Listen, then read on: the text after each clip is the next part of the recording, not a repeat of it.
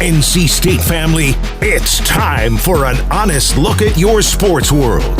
Let's get you hooked up for Pack Therapy, presented by First Horizon Bank. Here are your hosts, Tim Donnelly and Wolfpack football legend Mike Glennon. Welcome into another edition of the Pack Therapy Podcast. Tim Donnelly here alongside Pack legend Mike Glennon, as always, my co-host. And we'll start with the same reminder. If you have a question for Mike, and just so you know, the football portion of Pack Therapy, the podcast, is coming to a close in the next few weeks here. So any question you have for Mike, it has to be asked kind of soon, or else you'll have to wait for one of our off-season or next-season pods. Just comment them on this YouTube, all right? Head to our YouTube, 99.9 The Fan. Find this video. That's if you're not watching on YouTube, you can still go find it. If you're not listening on YouTube, I should say, you can still go find it. Just leave a comment with your question. We answer them throughout the show, throughout the season, and we'll get to those in the second half of the season. But Mike of the podcast. But Mike, we'll start with this. Were you surprised to see Tony Gibson leave for Marshall? Not really. No? I think, I'm sure he always aspired to be a head coach. I kind of thought that there was a chance he could become the next, the coach in waiting, but maybe he got the feeling that wasn't going to be the case. Has history at West Virginia. Is he from West Virginia? He is from West Virginia. So, I think it makes sense. I wasn't expecting them to fire him by any means, but it did feel like maybe things were going a little stale on the defensive side of the ball. And it might be, I'm not saying losing Tony Gibson is a good thing, but getting a new fresh set of eyes and someone new at the defense coordinator could be a good thing for this team as well. The one thing I was surprised in is, like, if you're going to leave last year, because he was one of the hot guys, right? Right. He had the buzz this year. The thing that I said, and I actually think this is the best way for teams to handle it, because coordinators, if you have a good coordinator, they should be looking to be a head coach, right? You want ambitious people. You want people that want to be, have everything on their shoulders. There's a story from years and years and years ago about Charlie Weiss as offensive coordinator of Bill Belichick's Patriots. And once Bill Belichick saw that, Weiss is a dude, the rumor is they had a meeting where Belichick said, listen, give me your 4 dream jobs. Give me the 4 jobs that you think are a logical jump from where you are here. If things go well, that's jobs that you really want. And if one of those open up, I'm going to help you go get them. But I don't want you leaving just because you're bored, or, oh, hey, my 2 of my stud defensive players are retiring, so I want to bail, or offensive players are retiring, so I want to bail. He's like, just give me your jobs. And reportedly one of them was Notre Dame. And he said, head coach of the Giants, the Eagles, or Notre Dame. And so when Notre Dame came open, Belichick helped him get the job. I kind of like that as an idea. And Marshall might have been Tony Gibson is from West Virginia. He may have said, if you had that conversation 3 years ago, hey, if Marshall opens up, that's one I think is a logical step. I want to go home, even if it might not be the biggest step up. So I look at it, I'm happy for him. He's a good coach. I one bad year on defense doesn't change that for me. But it seems like it kind of makes sense. Yeah, and to your point, if West Virginia job is open as well, and if West Virginia job opened up last year, I think it would have been a very similar deal. Yeah, could have possibly gotten that where defense kind of takes a step back and you're no longer kind of the hot name being floated around, and you go to a place like Marshall, and I think everyone's kind of every coach may have a different ambition. Some coaches maybe I don't even want to use the word intent, but they would rather be a coordinator at an ACC school than be a head coach at a school like Marshall or vice versa. So. I think it's good for Tony. It may turn out to be a good thing for NC State as well. I think he was here 6 years and clearly left his mark on the program. But it could be kind of exciting to get someone new in there as well. What did Scott Frost say when he retook the UCF job, a week ago? When you're climbing the ladder to success, they don't remind you to stop when you're happy. Yeah. Weird thing to say, but hey, maybe Tony Gibson will look back one day and go, I should have stayed, but he had to test it for himself. Quickly here, just since I mentioned his name, when it comes to NC State UNC rivalry, are there any nerves that UNC might bring in Bill Belichick? Is that one that would scare you a little bit? It'll be fascinating. Scare might not be the right word. I don't think it scares me. Look, it's Bill Belichick, arguably the greatest coach of all time. I will say that I think Tom Brady had more to do with it than Bill did, that whole dynasty run. But at the same time, I don't see how if you're Carolina, you can turn down Bill Belichick. With that being said, I don't see them becoming some powerhouse. Like, I don't think it's Nick Saban taking over this program. Like, I just don't think UNC is going to become, a 10-plus win, top 10 team with Bill Belichick. I just think he can only do so much, and it's a curious fit. His personality with the NIL, with the transfer portal, with all that. I know he wants to run it like an NFL program, but I just don't know if that's realistic. So it'll be fascinating to see if they'll give up kind of what he sounds like he wants. And I just think Carolina wants to be a basketball school, and that's going to eat into the resources of the basketball program. So at the end of the day, I don't know if it'll actually happen. I actually think it kind of illustrates why Dave Doran is you can disagree with some of the has he had enough success over the last decade plus? Does he recruit well enough? Whatever. I think if Bill Belichick showed up, there's not many college coaches that would go, I don't care. Like, I'm still talking my trash. I'm still now that guy is the guy that wears that ugly shade of blue. And I think that's a feather in the cap of Dave Doran, that it does seem like he would look at Bill Belichick the same way he looked at Mac Brown, the same way he'd look at Larry Fedora, the same way he'd look at anybody over there. And that's part of the reason why I really like Dave Doran as a football coach. Is it's like, no, it's he might be a god amongst men to you, but to me, he's just that wine and cheese crowd. I was thinking about that, the whole opening press conference with Bill Belichick. If you're the NC State head coach, in your opening press conference, you have to say something about UNC. Like, what would Bill Belichick say about NC State? And just coming from the NFL, like there aren't those kind of rivalries. Like, in division, does he dislike the Jets? I mean, yeah, maybe, but it's not the same. And I don't know if he would. I don't know if he would embrace that like college coaches do. And I can't see him going out on recruiting and going high school to high school. I feel like it's more like, I'm Bill Belichick. You want to come play for me. Like, if you want to come to UNC, I'll be here and we can talk. But I'm not going to some small town in who knows where to watch a football game. So I'm going to transition it over to the NC State offseason here. But there was whatever studio show they're on with it's Edelman, Gronk, and they had Brady in studio, and they asked about it, and I think it was Brady did his impression of Bill Belichick recruiting, and it was like, shoot, we don't even want you. If you really want to be here, maybe we could, you're not a good football player. And it was like, well, that kind of might be it. And I don't think that works. And we're looking at the NC State offseason now. There's, obviously Casey Concepcion goes into the portal. We've talked about that on the last pod. But since then, there's been this string of players recommitting to NC State, whether it's CJ Bailey, who did it quickly, Hollywood Smothers, Paylor, Jackson, Anderson, the three young wide receivers on defense, Boykin, Cleveland, Cooley. Like, these are all guys that have eligibility, were on NC State last year, have not entered the transfer portal, and are just announcing through a collective that they're coming back. If you're a coach, not only do you have to be comfortable doing what I was just describing, like, selling the team to new guys, right? Transfers from elsewhere, 17-year-olds coming out of high school. You have to be comfortable selling the program and re-recruiting your guys, because it's not a guarantee anyone's coming back.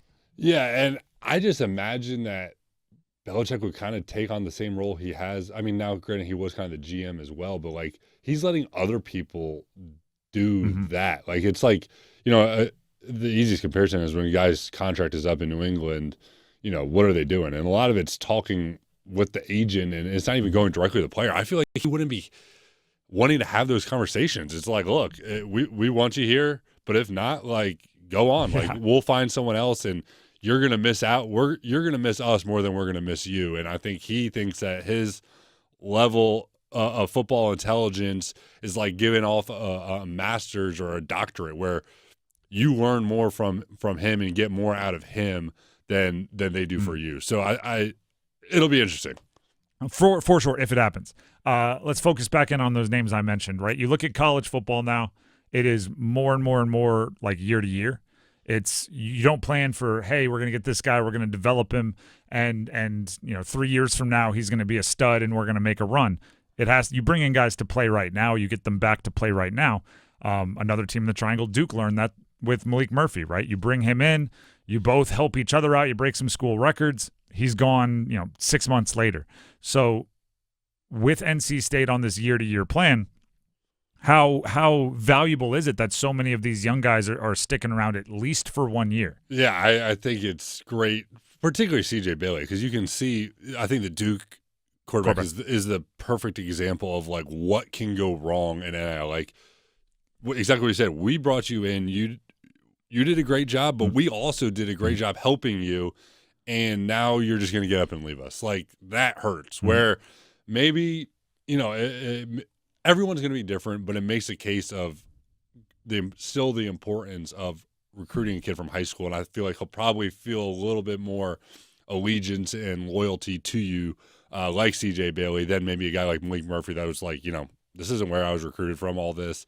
But it makes it challenging to year in and year out that you don't know who's going to be on your schedule. And I think part of it is going to be finding guys that you think will have a level of commitment to you and your program. It is. That's actually a great point where when you're recruiting somebody, right, I'm sure coaches have like their category, right? Okay, it's speed, he's this. At high school production, he's this. Height and weight, he's this. And they break it all down. One of them has to be like loyalty. I guess you got to try to put your best guess on, is this guy coming here because we're offering the most money? Is he coming here because we're the biggest name interested in him? Or is he coming here because he really likes it? And I don't even know how you judge that. The other thing I think is interesting is you look at Casey Concepcion leaving and then getting the commitment shortly after from the 3 freshman wide receivers. Jackson and Anderson had their flashes this year. Paylor is somebody I actually think with a very similar skill set to Casey as far as versatility. He can go in the backfield and everything else. I almost wonder if coaches aren't thinking kind of like the NFL, where it's like we could pay a ton of money for T. Higgins this offseason, or we could get 3 wide receivers for $12 million each rather than paying T. Higgins $32 a year. It might have been a situation where the NIL collective had to make a decision. Do we give Casey Concepcion all of the money, or do we keep 3 of these guys and maybe have a little bit more depth? Yeah, that's why there's going to need to be someone's role, which it sounds like it's the GM, but in the NFL, there's a salary cap guy that works hand in hand with the GM, and they figure out how do they want to distribute that allotted amount of money. And with this new revenue share, they're going to need someone that figures that out, and they're going to be working with, whether it's the GM, a person working with the GM, but they're going to be working closely with Dave Doran and figuring out how do we want to approach this? Do we want to go get the top guy in the portal and, like you said, pay him a bunch of money, or do we want to just kind of divvy it out a little bit evenly? Bill Belichick, his whole what it sounds like what he wants to do is kind of it's happening looks slowly like the elsewhere. Future of college football. It's slowly becoming the NFL, and it's going to have its own different kind of challenges that the NFL doesn't have, but it's becoming a model that is going to be very similar, replicated to what the NFL is, and we're already seeing it. There's a whole scouting department now in college football where it used to be like 3 guys that was like the director of high school recruiting. Yep.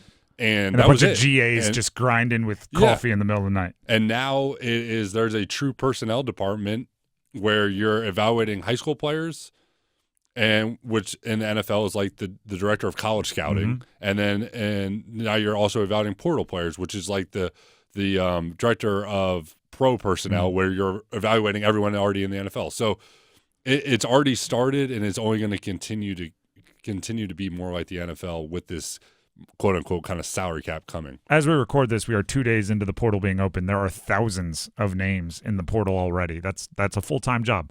Last one here before we take a break and get to questions.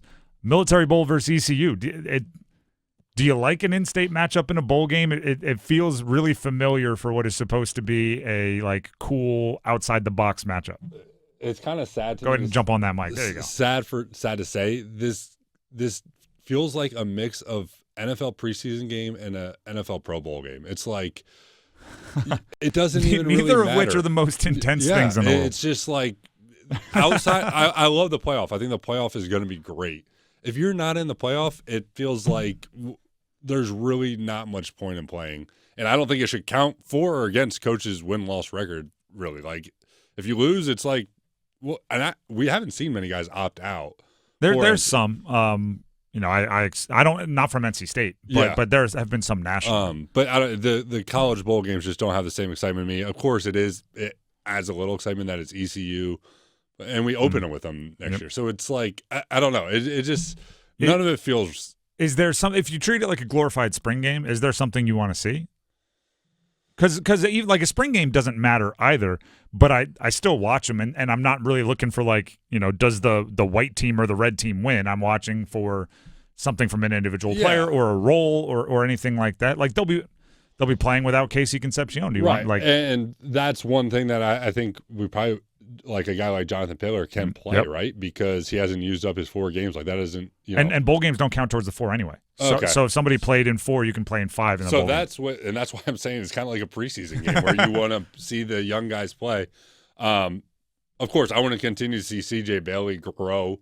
You make a lot of these extra practices and all of that, but he'll have kind of a month to reflect, to go back and self-scout himself and see what he can do better. So hopefully we continue to see growth out of him.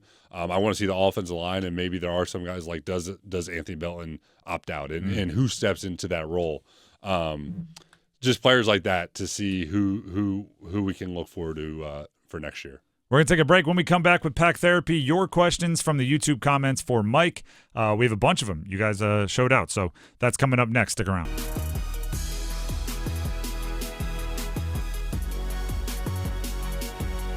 Back here on Pack Therapy, as always, on the second half of the pod, we answer your questions. If you have a question for Mike, leave it in the YouTube comments. Even if you're listening to this somewhere else on another podcast app or software, you can always just quickly jump over to the YouTube, find this video, 99.9 The Fans YouTube, and leave a comment for Mike. That's where we gather most of these. Some of you do send them in DMs and things. We'll start with Philip McDowell, 9615. Here's there's some always great being Carolina stuff, but then it goes with Coach Doran has always been at his best preparing to play the Heels and seems to do a good job during the game. Why can't he elevate the enthusiasm and attention to detail for other games where State is the underdog? I wish Dave could be better, but he seems to be who he is. Thoughts? I think rivalry games are different. Like if you could get Boston College to feel like UNC, you would. It's just it's much harder. It's not how it works. Yeah, it's something that is a 365-day thing that you're kind of reminded of. And when you choose, it's a proximity thing. You're driving around, you see the bumper stickers. Yeah. Like it's hard. I guarantee you, he's trying to ramp up the intensity for the other games. It's not just Dave Doran that give the same speech that may do better in rivalry games. I mean, just look around the country and they'd say throw the records out. It's a real thing that the players' attention. I'm sure Dave does a great job every week. It's not always easy to get 18 to 22-year-olds to hone in and have the same focus. 18 to 22 is our era. They're 18 to 27 now. I saw Cam Reesing has the opportunity to go back to Utah. This is a side note, but it just blew my mind. He's in Trevor Lawrence's recruiting class. That's absurd. That is ridiculous. It feels kind of crazy that like Quinn Ewers was in Drake May's recruiting class. I saw that graphic also, but that one makes a little bit of sense. Cam Reesing and Trevor Lawrence is nuts. Quickly, we'll jump to Pack Nation 1977 asks, I think they meant collectives here, which is the more interesting part. Do the coaches tell the collections who to pay? I think that meant collectives. I don't know the answer on that. I would have to think so. I mean, no offense to the guys running the collectives, but I don't think they have a real background in again, sometimes even access to like high school tape and stuff. And to be able to evaluate who do we want to give the money to. So I would imagine, I don't know what the rules say. I was going to say it might have to be wink, wink, nod, nod. Like it might have to be, maybe it's just whoever you offer. Maybe you're looking at the recruiting websites. I don't know. But I imagine there's some conversations going on behind the scenes. But I definitely think with this revenue share coming, Well, once it's the money coming from the school, then the coaches can have complete control over it.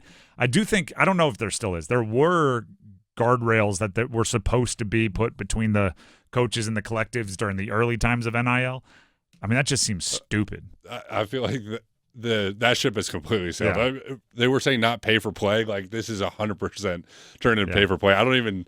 They're making commitments. They're making we've agreed to stick with NC State, and it's being announced by the collective. It seems like they sign a couple autographs and occasionally do a community service thing. And I did so you can get a Christmas message, like it's cameo from a player to the kid in your life, and I'm sure they're getting paid a bunch of money for that. But the short answer is I'm not 100% sure. The long answer is I'm pretty darn sure that the coaches are deciding where that money goes. Can you imagine? And college coaches, the most control freaks in the world. Can you imagine if the collective gave a bunch of money to someone that they? No, we don't. No. We're cool if he goes in the portal. We've got a guy behind him. We have depth at the position. Don't waste your money there. They'd freak out. At Thematic Soul 22, who and or what do you want in the next defensive coordinator? It's a good question. I don't think we have a who yet because it's so tough to know. I definitely don't have a who. It's so tough to know who Doran has because I do think you want your coordinators to have some relationship with your head coach. It's rare they go like, I watched your defense on tape and I liked it. Here's the job. Like, you're going to be working closely with this guy. So it's hard to know who he has the relationships with. Yeah, I'll be the first to admit I'd never had a great background and understanding of the 3-3-5 defense. Just wasn't something I was familiar with from playing college or the NFL. It's kind of rare. And so it was hard for me to truly understand. We have a question on that as well. So for me, I would love to see them go back to 4-3 just because I understand it better, having an extra defensive lineman, and maybe that's what that question kind of gets to.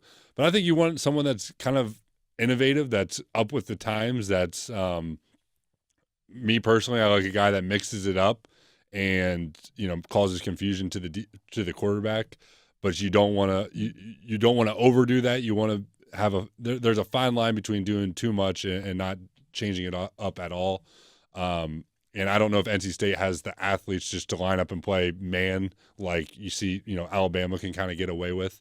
So I think we need a coordinator similar to Tony Gibson that does a good job mixing it up. And just like I said, a new fresh set of eyes that might bring something new to this team. Personality-wise, I think you have like plenty of traditional football dude from Dave Doran. I don't think you should shy away from like a modern, like an understands social media, somebody that gets NIL, somebody that doesn't think 20 years ago everything was better. It doesn't necessarily have to be a younger guy, just somebody that gets it. You'll get your traditional football, we just want to line up and knock them out and who cares and try harder. You'll get that from Dave Doran. You're never going to lack that at NC State. I wouldn't be surprised or wouldn't be opposed to getting a more, because college football is changing in a lot of ways. Get somebody that's like on the cusp of that change. Yeah, but I would still say NC State's kind of lived on this whole philosophy of developing talent. So I think you need to continue to get a guy that is a really good, is a great teacher and maybe isn't the best recruiter in the world, but he can teach really well and help develop these players. So I would continue that because it's worked well for NC State in the past. Ewing Tigers it's almost a follow-up to this conversation, so I'll run with it. And there was a longer comment. I just picked kind of the question. Can you rebuild defense in the portal? I bet the next defensive coordinator won't want players built for the 3-3-5 that Gibson played. Yeah, I think you can go out and get a few. Now, I think some of that can be overblown. Like, we're talking about taking a linebacker out and putting a defensive lineman in. And there's a little bit different strategy with the, kind of the 3-3-5. Sometimes it's a very a similar guard. Like, you can dress it up a bunch of different ways. And I didn't mean to cut you off, but a lot of times, like that outside linebacker has the really same defensive end. He has the same responsibilities that a defensive end has in so many other systems. And that extra safety a lot of times comes into the box as an essentially an outside linebacker. The names of defensive positions are really blurring recently. Like I watch the Panthers every week and for my other show. And Jadeveon Clowney's an outside linebacker. The dude's not really covering much. Like he's not an off-ball linebacker the way we think of linebackers from 20, 30 years. He's a defensive end. He's rushing the passer. Yeah. He's and yes, he's an outside linebacker, in name. And it's the same true for some of this. when Peyton Wilson left, they didn't replace him in the linebacker core with a linebacker. They replaced him with Sean Brown from the secondary because, well, when you're that fast and like you kind of they overlap. So will there be you probably want to recruit a few more interior defensive line, a few more big boys. Probably want to recruit a few more traditional defensive ends. But I don't think it's like, the new defensive coordinator is going to come in and be like, you, hit the portal. It's definitely not a restart. It's not Georgia Tech going from the triple option to a traditional offense where you could, like, hey, we don't have any receivers on the roster. It's not that. It is an adjustment, though. I don't want to downplay it. At Rod Thomas _3. Does it matter at all if State wins the bowl games? Teams aren't themselves after so many guys quit anyway. I asked this, like, the first part we've already kind of answered. I don't think it really does. But I don't like the quitting thing. Like, the opt-outs, I don't know. It's some people talk about it with such disdain. Some people talk about if the bowl game doesn't matter because of the opt-outs, then of course you're going to opt out because the bowl doesn't matter. It's a chicken or the egg thing. It's really tough to put that on the players. Yeah, that's a fair point. I've never liked it, but now that it has become so irrelevant because of it, it is kind of hard to blame them. I mean, I saw Cam Ward at Miami plans to play, which I think is great. Like, I would love Kyle McCord at Syracuse and Jackson Dart at Ole Miss. And by the way, those coaches, they have some personalities. They're like, no, we love to play football. Like, I think part of it is how you run your program. Right. And I think it is like we can either continue to be part of the problem or maybe we can be part of a solution that gets bowl games make bowl games matter again. It would be good to see everyone start playing them again to make me want to tune in. Mm-hmm. Like, right now, I saw Alabama and Michigan are playing. I know Michigan's not good. It's like I don't even know if I really care to watch it. Where typically an Alabama-Michigan bowl game would be like must-see TV. No bad ideas. We're just spitballing here, brainstorming. Football NIT? That's what I brought it up in the past, and I don't know. It is I don't really care to watch the NIT, college basketball NIT, but if it was teams, the next group of teams, eventually I imagine the college football playoff goes up to 16 teams. If it's teams 17 through 32, I might tune in. Yep. Like, that would be something fun to watch. And we also threw out the idea of kind of the NBA end season where there's a cash prize involved as well. Or even, I think one of the things that, there's a lot of talk about the college football playoff and how it's structured. And I think the buys will be restructured for next year. They'll be different. I think the rest of the bowls need an overhaul. And what I mean by that is do away with conference affiliation. I don't like how, we have the third pick of the ACC and the fifth pick, whatever they are, of the Big Ten. I think you need to be able to handpick the most exciting matchups. Right. Maybe even something like in basketball, we have the SEC-ACC challenge. Maybe you just take two conferences or three conferences, however the math works out, pit them against each other and get a little conference superiority where the best team not in the SEC in the college football playoffs from the SEC plays the best team not in the college football playoff from the ACC, and you battle it out that way, or just handpick matchups. It's not a bad idea. Almost like rotate, ACC plays the SEC this year. Next year they play the Big 12. Next year, or the year after they play the Big 10. I don't know. I'm just saying something's got to change because the college football playoff is going to be electric. It's going to be. We'll watch every game. It's going to be really fun. But the other teams, earning a bowl should be rewarded with a real game. And, the fact that it doesn't matter if State wins the bowl game anyway is, a question. Something's got to fix. Or go, you get to rematch. Run it back with, a team that upset you, or if a game went to overtime, you're like, let's finish that on the field. I don't know, something. This one's interesting. Porter Baller on YouTube asks, you talked about how much fun this offseason is for CJ Bailey. He's obviously referencing our last podcast. Knowing it is his team, working out, leading workouts. Can you give us three things we should look for this next season to know if he did all the right things during an exciting offseason? Another good question. I think one, look, it's harder than it looks is putting on weight. I went through it. Tim, you went through it. People just think that, hey, eat a cheeseburger and all of a sudden you're going to put on weight. It's not easy. There's a moment at like 27 where it gets a lot easier. But in college, it was darn near impossible. And I know, like, you take all the jokes. I remember being at a barbecue with like friends and family, and I was just crushing hamburgers and coming back an hour later and crushing more, and 3 patties on 1 bun, and it was miserable. Like, I did not enjoy it. And all the jokes are like, oh my gosh, how lucky are you? Oh, going back for 4th. You hear the jokes. It's really not that easy to just constantly be eating. And then on top of that, you have your ridiculous, 20-year-old metabolism. You're also burning a bananas amount of calories and workouts and running and everything else you're doing. So if he comes back 15 pounds, 20 pounds heavier, I put on 30-something my freshman year. Like, that is a wild – like, I was very proud of that number to have done that. So that would be one thing from the physical standpoint. From more of the leadership standpoint, not everyone is a rah-rah guy. But if we see him kind of, being the guy that's breaking down the team and all that, that would be something encouraging to see. Again, if he's not doing it, it's not the end of the world either. I really would just want to see him showing, like, command of the offense. Like, there's no question who is running that show. And even the casual fan can kind of see that. Like, when you saw Peyton Manning out there was no question who was in charge of that offense. And so I think that would be something to definitely look for. And then it would take more of a trained eye, but again, just cleaning up some of the footwork things, some mechanic things would be good to see as well. I don't know if you'll be able to notice this. I want him to have more autonomy.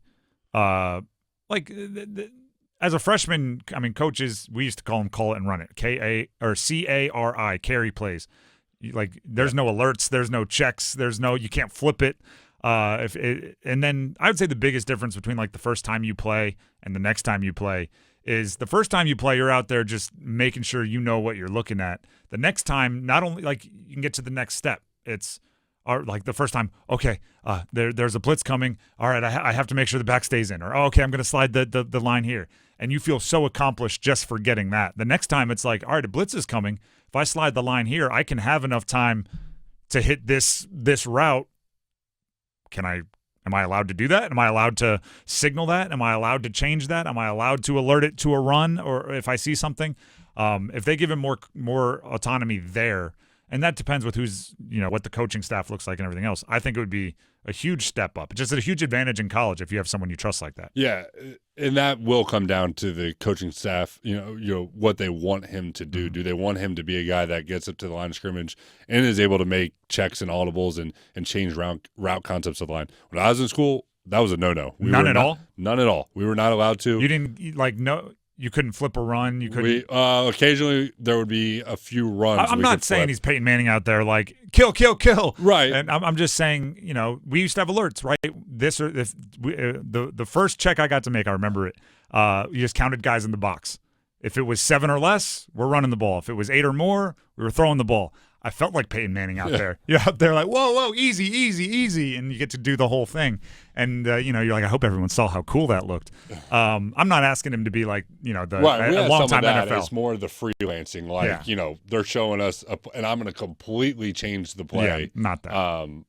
And that typically comes down to how the coaches want to. That's like, hey, if you stick around here and we'll hook you up with some NIL money by your senior year, then you'll have that autonomy.